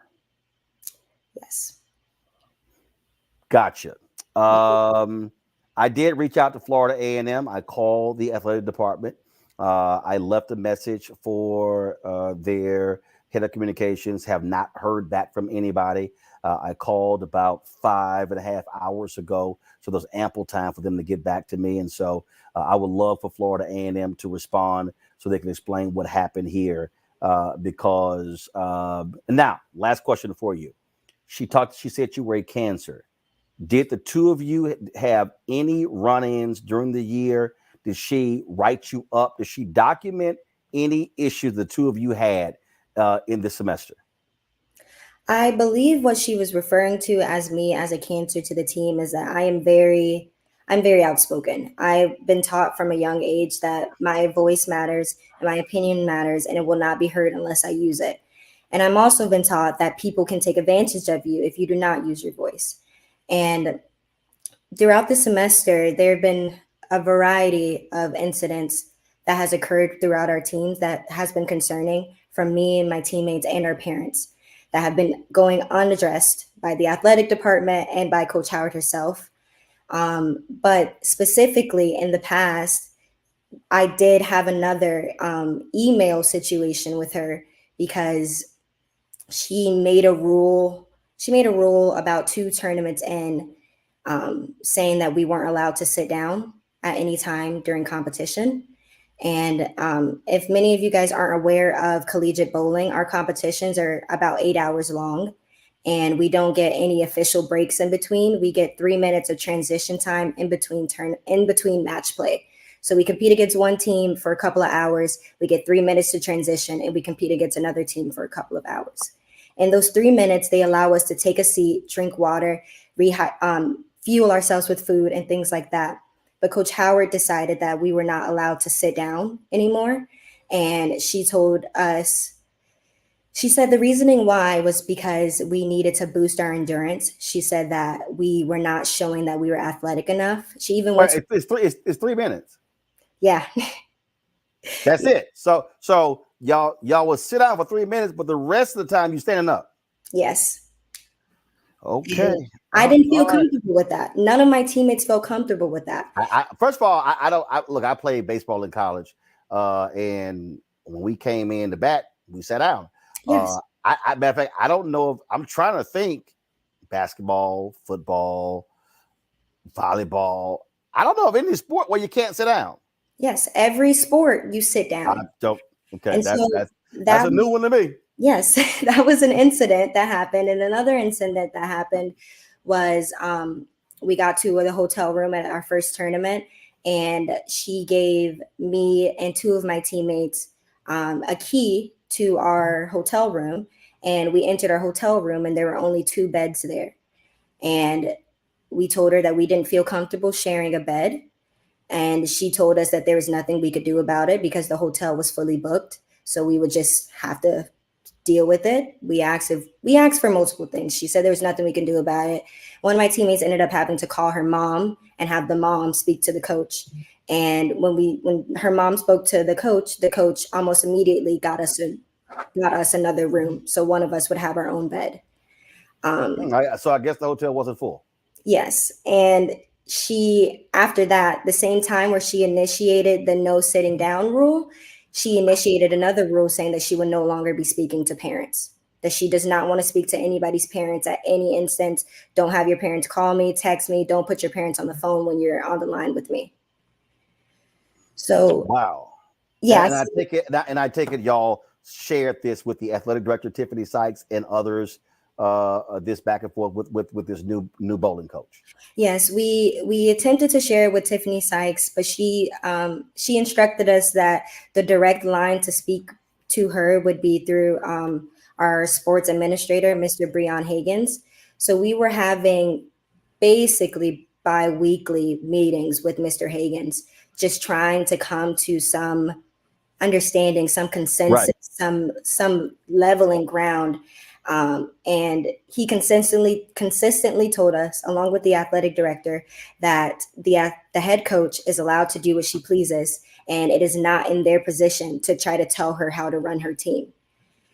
So Coach Howard used that statement throughout the season. I'm the head coach. This is what I want to do. This is what I said. And when she implemented those new rules, during practice, I was supposed to have an after practice solo session with her. And in the discussion of those new rules, some of my teammates were really upset about having to stand up, obviously. And she ended up getting upset about the fact that we were asking her questions about why do we have to stand up? What's going to happen if our feet hurt? What are you going to do if we sit down? And she actually stormed out of my practice session. So the head coach stormed out? Yes, she stormed out of my practice session, and I ended up packing up my stuff and leaving because I was like, okay, it's been about 30 minutes. I texted her and she didn't respond. So I just packed up my stuff because I was like, okay, I guess she doesn't want to practice with me. So this, I guess, is the previous incident that I have had with her personally. And we did have an email situation about that too, because she sent in the emails saying these are the new rules. If the disrespect continues, then there will be consequences. So I asked her if she could clarify what was the disrespect and what are the consequences. Are they still the same from the rules that we signed? And in the rules we signed, the order of consequences would be a written warning, study hall, meeting with the coach, and then dismissal. Got it. So well, Shamoria, all that's unfortunate. Please keep us abreast of what happens, and I would love to hear Florida A&M respond to the things that you've laid out. Good luck in your studies, and let us know what happens. Thank you. Thank you so much for having me here. Appreciate it. Thanks a lot. And again, I want to thank my man Scotty for talk about this on his show. That's why I first saw it. Folks, this here is the announcement of the head coach being hired. And this is interesting right here for me. I'm just reading the press release here, Matt. The head coach graduated from Jackson State, was on the bowling team there from 2017 to 2021, was an four-time All-SWAC member. Played a crucial role in the team's success with 3 SWAC championship appearances. After that, she pursued her master's in digital media from Valparaiso University and is supposed to graduate in May of 2024. Matt, she's never been a coach before. And listen, I'm just laying out what here. I'm not taking anybody's side, but I'm sorry, you've never been an assistant coach. You've never worked in a coaching capacity. To be the head coach is a different requirement. And so what you heard there, just what do you make of what you heard? Well, first, in terms of her being a coach, I don't know if bowling is a sport where you have to have coached previously. Hell yeah. I mean, I would imagine that's helpful, but everybody has to start there's no sport. Here's the whole deal. There's no sport. I'm sorry. I'll go ahead and say it. I don't care who you are. I don't care if you're man, woman, HBCU, PWI. You don't go from being a player 2 years ago to being the head coach 2 years later. That's like saying I was the editor of my college newspaper, and 2 years later I had the requisite experience, and I've never edited anywhere else as a professional to become the executive editor of a newspaper. That don't happen. But I digress. Go ahead. No, you could be right. And I'm saying I don't know the individual nature of bowling and if it's any different there. But notwithstanding that, I don't understand why the coach would do this. I mean, clearly there's a lot that we don't know, and I have to reserve some judgment not knowing all of the evidence. However, as she was talking to you, I remembered a bill and I looked it up, and Cory Booker actually introduced a bill a couple Congresses ago about a college student's Bill of Rights. And one of the things that was in there is exactly what I was thinking, is that, college students under that law, if it had been passed, would have had protection from retaliation for prioritizing coursework. And what I don't think makes any sense in this case is, one, for the coach to tell the other players, hey, it's okay if you can't come to practice, handle your studies. And then this one student, and I think you asked her some questions that I was thinking brilliantly, is, this one student asked, and then she has a completely different paradigm for her.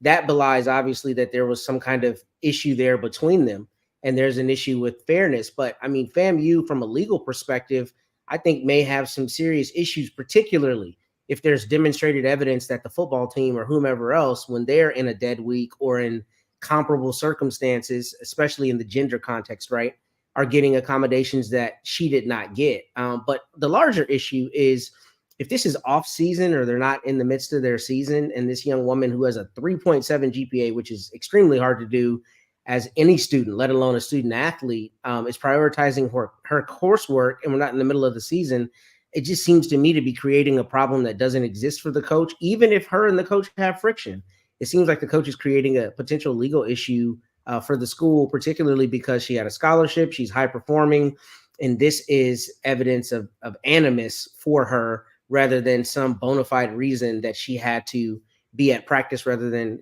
doing her coursework. So to me, it's asinine. I don't know why the coach would do this, but I think there may be a legal issue for FAMU there.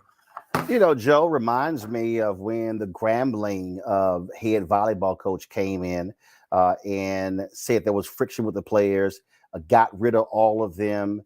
There was a huge uproar. The story went national, and that the Grambling coach eventually got fired. And yeah, I mean, I would love to hear from the university what happened here. Look, let's be perfectly clear, and we've all been there. There are differences with coaches all the time, but I'm sorry, that's your best player on the team, and the person says, "Hey, I got 2 papers due. I gotta finish those papers." I'm sorry, not only that. The coach, she ain't even got her master's yet. She in school. Right. I mean, yeah. So you prioritize. I'm sorry, it's bowling. Okay. It's not, I'm not dissing bowlers, but what I'm saying here is this is not like, oh, we're playing in the national championship football game for $100 million. Or we're playing in March Madness where our school might earn $2 to $3 million. Okay. So if you're a coach, I'm sorry, you prioritize the academics of your students, especially if your team has the highest GPA of all athletic programs in the department, if what she said is true. Well, there's a couple of interesting things that happens here. The Bible says the gifts and the callings of God are without repentance, which means that, you can't be apologetic about the gifts that you get or that you use them. And so she has a gift. She has a gift of leadership, and it lets you know that the whole team followed her. So here's what I know right now. If I'm standing here somewhere, I'm dealing with this. Somebody calls me, puts me on Roland Martin, puts me on blast. All I know is that before I hired this woman, I had a bowling team. And now I don't. All of them is gone. Not the one who was just the one who was the leader, who I didn't want those other ones that I didn't respect as much to follow. Not just her. All of them are gone. We don't have a team now. And yeah, to your point, it's not March Madness. It's not the Rose Bowl. It's not $100 million. They're not building stadiums or anything. However, it's incredible that this young woman does not get to prioritize academics like the others did. To Matt's point, she seems to be treating her different than she's treating others. And there's some people out there that don't like being questioned as it pertains to their authority. And this woman sounds like she might be jealous. She's certainly insecure, for sure, okay? And she's found a way to lose the entire team.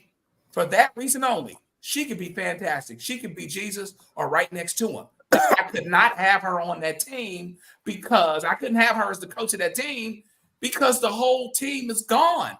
That's just the fact. And anytime you can't prioritize academics because of what amounted to a personal grudge by someone who's incredibly smart, but also leadership oriented, so she will lose her voice. And now FAMU doesn't have a team anymore because of that. Shoot, I could never have that. I would go out of my way if I were them to keep from getting sued. To Matt's point, bring all of those guys back and have it be just like it was, minus that coach. Michael. Yeah, Roland, they're called student athletes for a reason, because you're a student first and the athlete second. So actually, I just want to real quick, Michael. That's not what the NCAA was actually embroiled in a lawsuit, and the NCAA lawyer coined the term student athletes in order to shield them in the lawsuit. That's actually where the name came from. So they don't actually believe they're student athletes. They actually believe they're athletes who happen to be students. You're saying the NCAA or the students believe that? No. The NCAA, right? NCAA created the phrase student athletes to protect them in a lawsuit right that was actually filed. If you straight up, if y'all not lying, if everybody who's watching, if you go to my YouTube channel and just type in Taylor Branch and Roland Martin, you will see an interview that I did with Taylor Branch. He wrote an ebook called The Cartel, where he wrote about this here. The NCAA was facing a major lawsuit, and a lawyer for the NCAA created the term student athlete in order to protect the NCAA in the lawsuit. But the reality is, in college sports, there are athletes who happen to be students.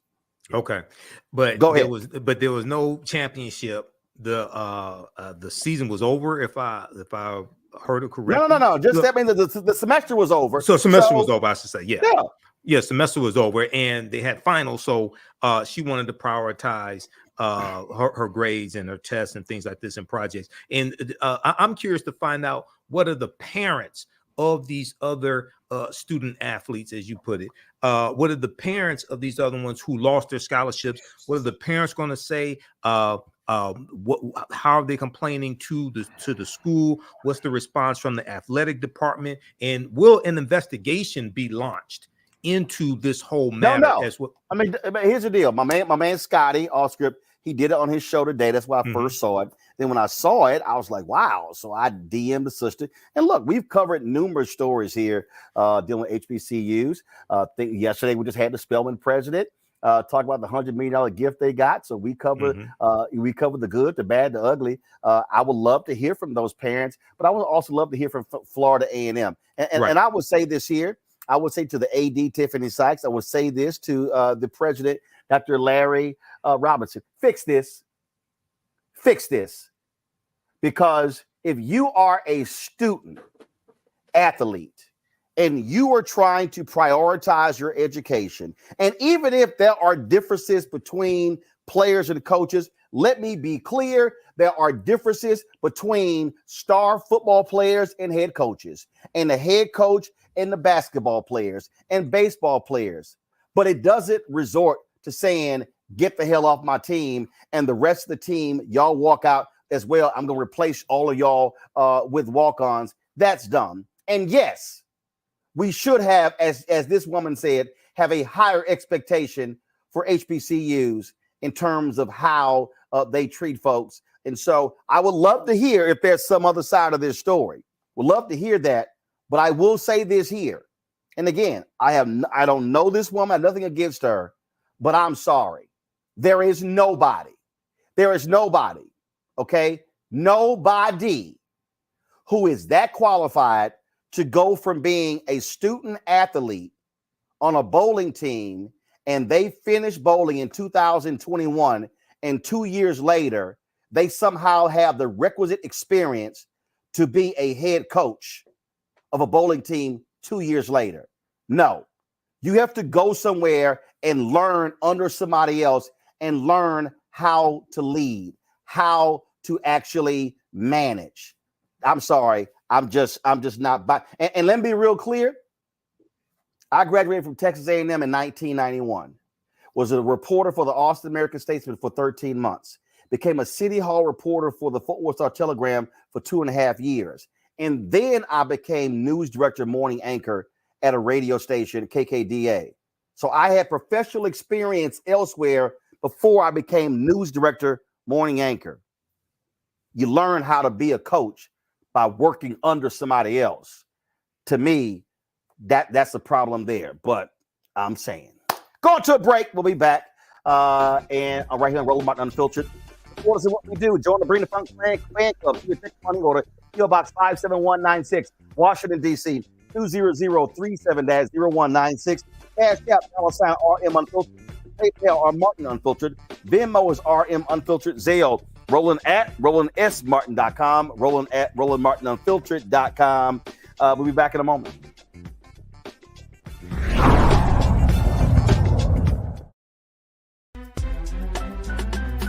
I'm Faraji Muhammad, live from LA. And this is The Culture. The Culture is a two-way conversation. You and me. We talk about the stories, politics, the good, the bad, and the downright ugly. So join our community every day at 3 p.m. Eastern and let your voice be heard. Hey, we're all in this together, so let's talk about it and see what kind of trouble we can get into. It's The Culture, weekdays at 3, only on the Black Star Network. When you talk about blackness and what happens in black culture, we're about covering these things that matter to us, speaking to our issues and concerns. This is a genuine people-powered movement. There's a lot of stuff that we're not getting. You get it, and you spread the word. We wish to plead our own cause. Too long have others spoken for us. We cannot tell our own story if we can't pay for it. This is about covering us. Invest in black-owned media. Your dollars matter. We don't have to keep asking them to cover our stuff. So please support us in what we do, folks. We want to hit 2,000 people, $50 this month, raise $100,000. We're behind 100,000, so we want to hit that. Y'all money makes this possible. Check some money orders. Go to P.O. Box 57196, Washington, D.C. 20037-0196. The Cash App is $RM Unfiltered. PayPal is R Martin Unfiltered. Venmo is RM Unfiltered. Zelle is Roland at RolandSMartin.com. Hi, I'm Jo Marie Payton, voice of Sugar Mama on Disney's Louder and Prouder Disney Plus, and I'm with Roland Martin on Unfiltered.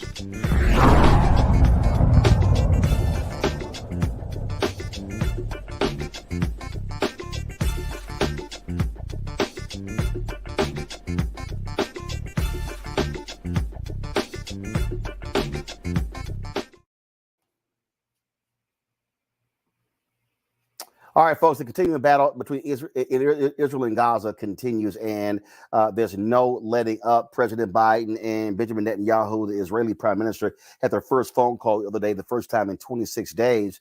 But when you look at the data where African Americans stand, if you look at social media, it says one thing, but the data, when it comes to polling, is different. A survey was done by Carnegie Endowment for International Peace, where 43% of African Americans believe there should be some form of ceasefire, while 24% of African Americans believe we should not be involved in the Israeli-Palestinian conflict at all. Joining me now is Christopher Schell, a fellow at the Carnegie Endowment for International Peace and National Security, and also foreign policy expert Asha Castleberry Hernandez. Glad to have both of you here. They're going to be presenting the survey's findings to the Congressional Black Caucus next month.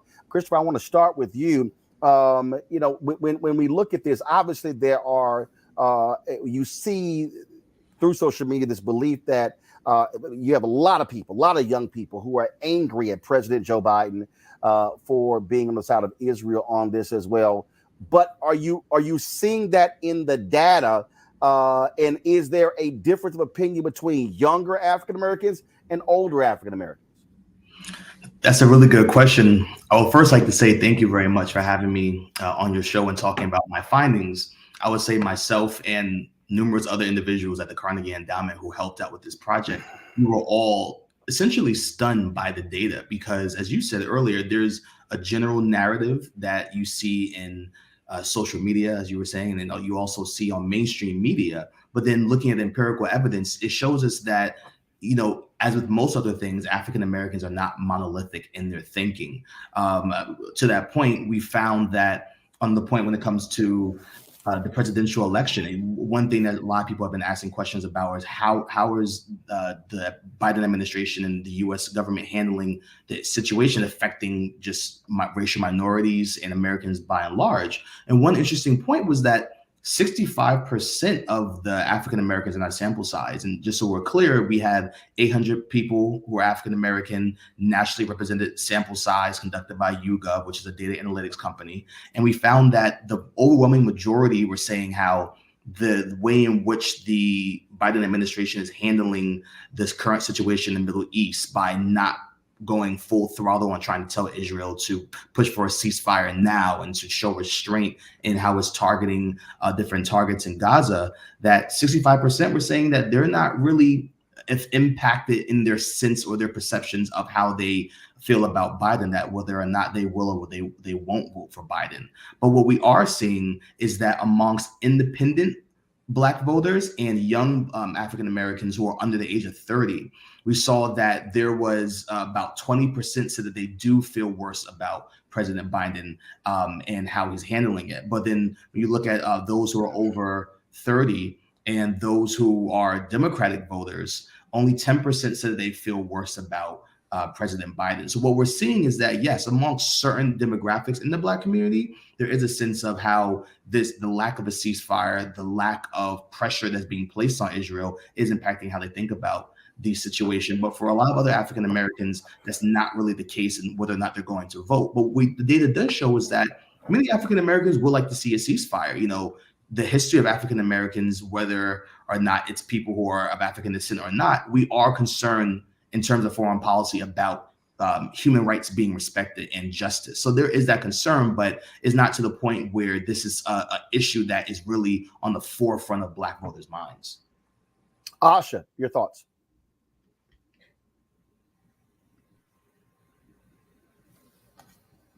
Asha, your thoughts? Yep, you're on mute. Go ahead. Sorry. Yes. Thank you, it. Roland, for having me again. So yes, Dr. Shell pretty much explained it really well, and I'll just have to add on as far as the independent and youth voters who feel worse. I think one of the findings of why they feel that way is the fact of the matter I think that they're more engaged in various social media outlets that are feeding them depictions of what exactly is going on in Gaza versus those that are over the age of 30. So you are seeing where amongst the youth, social media, different social media outlets are feeding them depictions of, young Palestinians that are being attacked, harm, violence towards them. So that is, I think, what's definitely fueling the Free Palestinian movement effort and making them feel a little bit more connected because of what is being fed to them. Now, another point too that Dr. Shell mentioned is that 48% or more feel just not as connected when it comes to this issue. And I am not surprised about that because as a foreign policy expert, prior to October 7th, when we look at this 90-year problem, what we find that is that a lot of Black Americans are just pretty much disconnected in terms of looking at this issue, not as informed about the developments that have happened for the past many decades. The issue comes off very complex, hard to understand. So going beyond October 7th, they're taking in a lot in terms of what's being fed to them in media, but they didn't really necessarily come into the conflict with, having a big, strong understanding of the history behind the Palestinian-Israel conflict. Questions for the panel, Michael? All right, thanks for coming on, sharing this information. I just had maybe two quick questions. Number one is, in the conversation of African Americans saying they want a ceasefire, et cetera, did they express, or were there any questions to test their knowledge of the history of the conflict going back to 1948, the creation of the state of Israel, or even before that? Number one. Number two, are they also, was there a question in the survey dealing with Hamas returning the rest of the hostages also? We know the Palestinians are being oppressed, that's without saying, but was there, just curious, was there anything, a question about Hamas returning the rest of the hostages? Yes, that's a really good point. So to your first question about testing the knowledge, we actually did ask individuals if they were knowledgeable of just the history of the Israel-Palestine conflict. And what's quite interesting is that we found that just in general, when it comes to general sentiments, those who did respond and say that they were either very familiar or somewhat familiar, there wasn't that much of a statistical difference from those who reported not being very familiar. So for example, those African Americans who said that they were very familiar essentially responded in the same manner as those who said that they were not very familiar with the issue. But you're right. I mean, then that does come back to an interesting point about the American public, regardless of race. How informed are they on these general conflicts? I mean, and I would go back to, I would lean on the assumption that, yes, if people are more informed about these issues, they would it would have a certain opinion. And then to that point, when we look at my data that was saying that 48% of African Americans reported not feeling any type of connection to the conflict at all, I would lean on saying that we had 9% who said that they feel connected to the Palestinian struggle, and 23% said they feel connected to both. And I will go out and say that, yes, I believe that what you do see, like what you're seeing from a lot of our universities, what you're seeing from different educated or the Black intelligentsia, having this, I guess, deeper understanding or knowledge of the somewhat parallels of the Palestinian struggle and African American struggle might lean someone to kind of lean towards or have a certain view on the topic.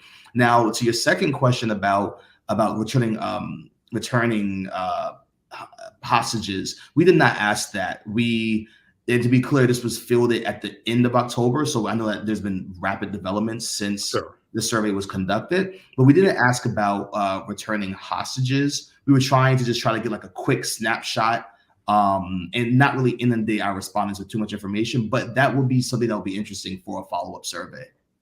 All right, thank you. Matt? Thank you, Dr. Shell and Asha as well. I think Michael kind of touched on this, but my question was really, what do you think contributes to the phenomenon that, Black people who answered in this survey felt more connected to the Israeli faction of this conflict as opposed to Palestinians? And the other question I had for you is, what do you think contributed particularly to the feelings of young voters as it relates to Biden? Was it, what did you get from that data? Just the idea that they felt he's not handling it correctly, or the administration is not messaging correctly? What were your takeaways from that data point?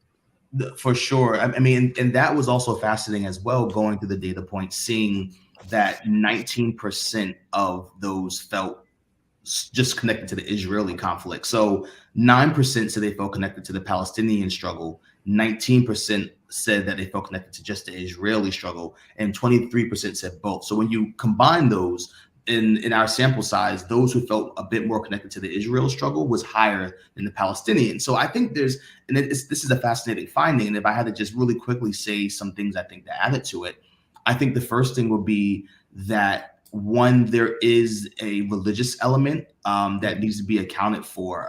I've been sharing and talking about these findings quite a bit with several individuals around Washington, D.C. And then people have said to me that in parts of Black America, maybe in the American South, or just in like the more religious circles, there is this believing that this is actually a conflict that's biblical, and that we need to align with Israel in this fight. I think there's also another element of just this sense of, like Hamas has initiated this conflict. Like, this conflict started with October 7th, and they are terrorists. And I think in many ways it does harken back to many African Americans who do remember that 9/11, and that, yes, this is similar to the United States fight against terrorist groups. So there is a feeling that, okay, what's happening right now, this is something that is parallel to what we experienced on September 11th in our long war on terror as well. So I think that plays a role in what we're kind of seeing in these findings. And I apologize. Yes, the second question you were asking about age. So for sure, I think Asha touched on it as well. What really is playing a role is, I think, when it comes to age, there also is the education factor. What are people receiving? What are their outlets for information? And I think if you tune into mainstream media versus if you tune into social media, in this case, it would be Twitter in particular, you're taking in different streams of information. And I would definitely say that just in general with the Biden administration, when he first came into office, there was a heavy emphasis on moving away from endless wars and moving more towards human rights. And I know that was really what he kind of highlighted when he first started. And then obviously that somewhat got a little bit sidetracked. You had the war in Ukraine, tensions with China. But I think a lot of people are seeing, I think now my numbers could be off, 20,000 Palestinian deaths. So for some individuals, they might be thinking, okay, focus more on human rights, move away from endless wars. And we're actually kind of seeing where not only are we highlighting, or not only are we looking at civilian deaths, but we're somewhat inching towards a regional conflict. And that's something that I would like to just also mention really quickly as well. We also asked a question about, would you be supportive of sending troops to the region if the conflict spiraled into a broader war? And this is a question that my research has covered, and a lot of interest has been around about how African Americans think about the use of force abroad. The thinking on this amongst African Americans is long-standing about African Americans compared to other racial groups are not very supportive of the use of force abroad. But what's quite interesting is that a third of our respondents said that they would be willing to send U.S. troops to the region if other nations stepped in, or if, for example, Iran stepped in and attacked Israel. All right, Joe. Research and for this survey, the risk of asking something that may be similar to kind of what you've answered before. What do you think this says about the evolution of Black thought? By that, I mean, maybe with the point that you made about 9/11, there's some things, of course, that may be surprising, but are these evolutions and consistencies with Black thought, like with Blacks being fairly religious? I remember in the church that I grew up in, we were very pro-Israel, right, as they would call it, et cetera. And so extending Israel a lot of grace. Do you see an evolution in thought that makes a lot of the findings actually make sense and say, yeah, we've been here before, and this seems to be staying the course and going further along that course? Or are there some things that you see, or are there other surveys going back 10, 15, 20 years that actually suggest something different, and that somehow some part of this suggests, as it pertains to Black thought, a turning on its head? Asha, you first. Yes, I could just make just 2 points with regards to that comment. In terms of the evolution of thought, I would say that, like, for instance, going back to the religious point, that 19% look as if they support Israel. I'm not surprised with that. I think that's trending into that aspect. So there's not necessarily an evolution, just more of a pattern. Like, for instance, when I think you had many Black religious figures just recently signed a letter saying we support a ceasefire, and they actually, and it was with Leah Tawdry, and many of them actually visited the White House. They felt that this was their time to necessarily get in, and because of the fact that the historical background, how they feel and how this is looked upon as a religious connection or background to it. So, but I will say too, that's a little bit off the thought of it. But what we have to think about too, when it comes to the evolution of it, is looking at COVID all the way up until October 7th. So since COVID-19, you start to see overall, even in the Black community, a lot of comparative politics when it comes to foreign policy, where a lot of Black Americans kind of said, okay, why are you giving assistance to Ukraine or Israel? You're not taking care of us at home. So there's a lot of that going on too as well. That's, I think, part of the evolution in terms of how you look at it, before COVID or before 2020 and now. So that kind of also feeds into the perspective as well. And then last but not least, in terms of 1/3 of Black Americans supporting security, especially if we engage with Iran, I'm actually not surprised at that, because Black people have a history of being very committed to our national security, because we have served in every single war since American Revolutionary War.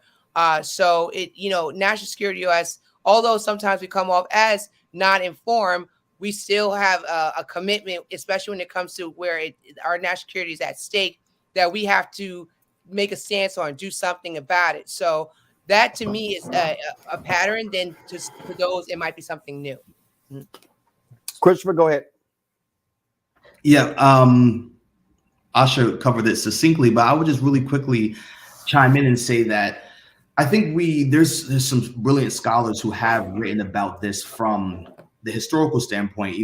Right now, what we're doing at Carnegie when it comes to like really trend tracking with empirical data, African-American public opinion is just fairly new. So hopefully down the line, 30 years down the line, we'll be able to have a trend set, because we're doing this, on a yearly basis. But what I will say is that we have seen from just the historical record in African-American writing that attention and opinion on this conflict has ebbed and flowed. So we saw there were flashpoints in the 60s. So even in the 1960s, you had Black Panther Party, Malcolm X, and in the 80s, you had Jesse Jackson come out in support of the Palestinian struggle, the PLO. At the same time, you have Bernard Rustin. You also have Walter White, who are also in favor of supporting Israel. So even historically, we've seen these flashpoints where you see on both sides of the aisle opinion towards supporting Israeli nationhood and supporting a Palestinian state in the lives of both groups of people. So I think what we're actually seeing is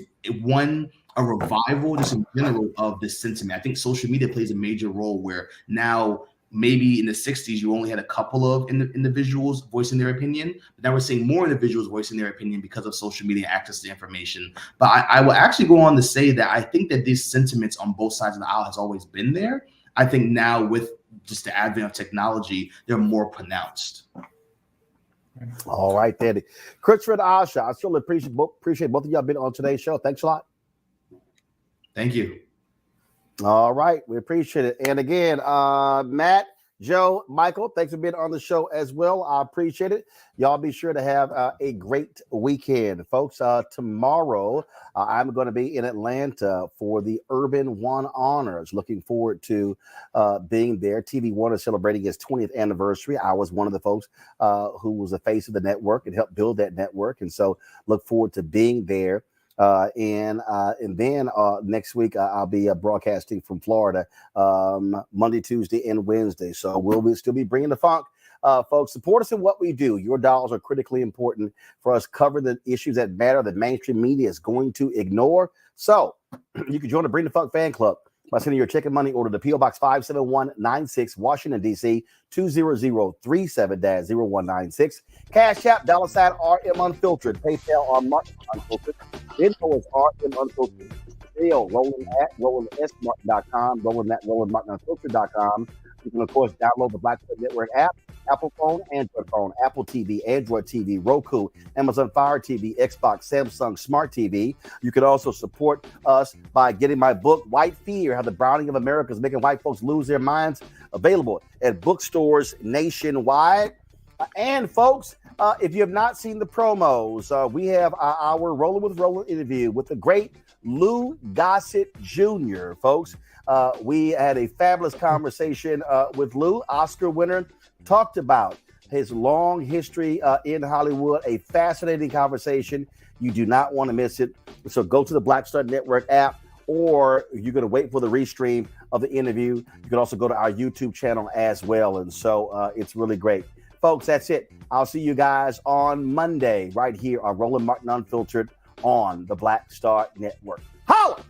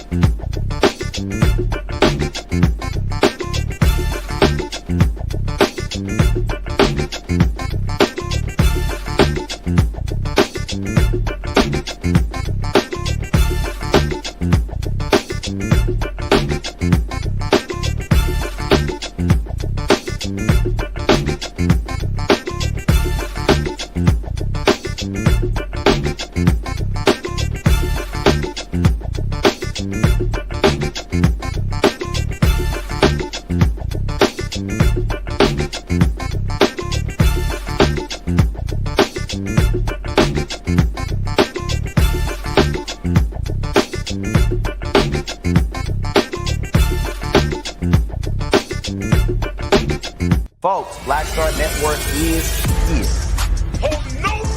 I'm real revolutionary right now. Support this man, Black Media. He makes sure that our stories are told. Thank you for being the voice of Black America, Roland. Stay black. I love y'all. All momentum we have now, we have to keep this going. The video looks phenomenal. See, there's a difference between Black Star Network and Black-owned media and something like CNN. You can't be Black-owned media and be scared. It's time to be smart. Bring your eyeballs home. You dig?